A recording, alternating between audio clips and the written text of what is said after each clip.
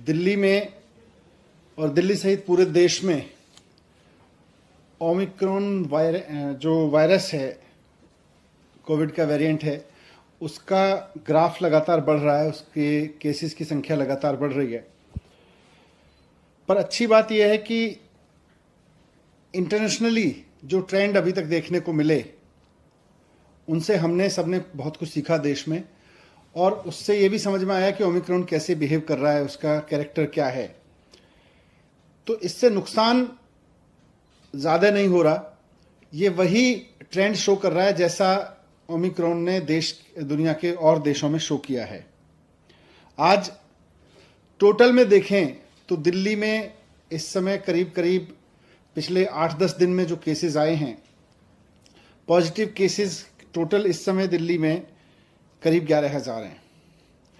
अब उन 11,000 में से हॉस्पिटल में देखें तो करीब 350 केसेस हैं। उनमें से भी ऑक्सीजन पे देखें तो केवल 124 केस हैं। अब वो 350 में एयरपोर्ट से आए हुए लोग भी हैं, उसमें किसी और वजह से हॉस्पिटल में गए हुए लोग भी हैं, लेकिन अगर ऑक्सीजन पे देखें तो 124 लोग हैं कुल मिला के, और वेंटिलेटर पे देखें तो 7 लोग हैं। तो एक्सपर्ट्स का ये मानना है कि ओमिक्रॉन का अभी तक का जो बिहेवियर है, अभी तक का जो जिन लोगों को ओमिक्रॉन का इन्फेक्शन हो रहा है, उनको बहुत माइल्ड सिम्टम्स हो रहे हैं या नहीं हो रहे हैं और जल्दी ठीक हो जा रहे हैं। लेकिन फिर भी अगर लोगों को कोविड हो रहा है तो खतरा तो है, इसलिए इससे बच के रहना भी ज़रूरी है। और बच के रहने का सबसे बढ़िया तरीका है कि हम पूरी तरह से सेफ्टी रखें, हमेशा मास्क लगाएं बाहर निकले तो, और जब भी भीड़ भाड़ में रहें तो मास्क लगा के रहें।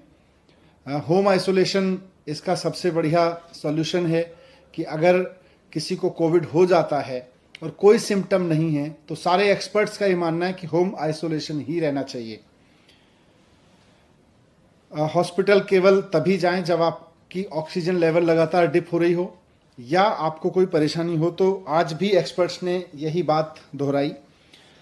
लेकिन बढ़ते हुए केसेस को देखते हुए सरकार भी इस बात को लेकर चिंतित है कि ये बहुत तेजी से ना फैले।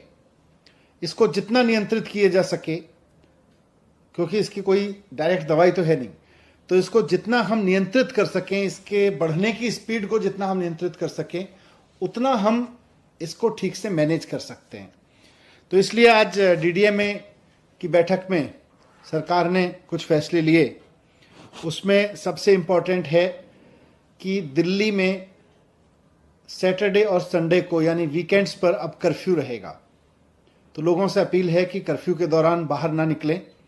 बहुत ज़रूरी होने पर हॉस्पिटल या कोई बहुत एसेंशियल ज़रूरत पर ही बाहर निकलें, लेकिन सैटरडे संडे को कर्फ्यू का पालन करें, घर में रहें, वर्क फ्रॉम होम करें या परिवार के साथ बैठें। दूसरा, केसेस ना बढ़ें, इसलिए ये भी फैसला लिया गया कि जितने भी गवर्नमेंट ऑफिसेज हैं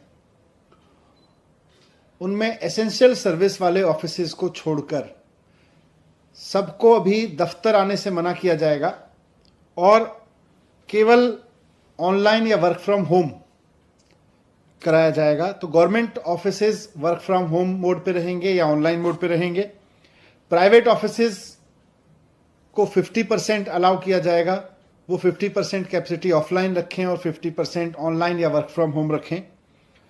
एक और समस्या अभी पिछले दिनों में आ रही थी कि जो हमारे बस स्टॉप्स हैं दिल्ली में, लोग क्योंकि किसी न किसी काम से बाहर निकल ही रहे हैं, तो जो बस अड्डे हैं, बस स्टॉप्स हैं, बस स्टैंड हैं छोटे छोटे, और जो मेट्रो के स्टेशंस हैं, वो सुपर स्प्रेडर बनने का खतरा आ रहा था, क्योंकि आधी संख्या कर दी गई थी मेट्रो में कैपेसिटी की और साथ साथ बसेज में भी कैपेसिटी की, वो आधी कर दी गई थी संख्या, और उसकी वजह से मेट्रो स्टेशंस पर बहुत लंबी लंबी लाइनें लग रही थीं, बस स्टॉप्स पर बहुत लंबी लंबी लाइन लग रही थी, वहाँ भीड़ हो रही थी, कई जगह भीड़ अनियंत्रित भी हुई, और ऐसे में कोरोना ओमिक्रॉन जो है वो सुपर स्प्रेड हो सकता है वहाँ से। इसलिए इसको देखते हुए ये भी फैसला लिया गया कि बसें और मेट्रो पूरी कैपेसिटी पे चलेंगी, लेकिन एक भी व्यक्ति को बिना मास्क के अंदर अलाउ नहीं किया जाएगा।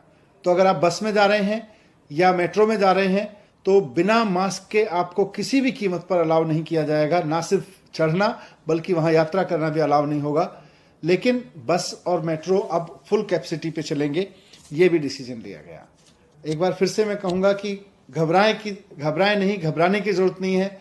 मास्क को एक हथियार बनाएं, साथ साथ बहुत ज़रूरी हो तभी घर से बाहर निकलें, और जब निकलें तो अगर मेट्रो या ट्रेन से बस से जा रहे हैं तो उसमें भी ध्यान रखें कि मास्क लगा के चलेंगे।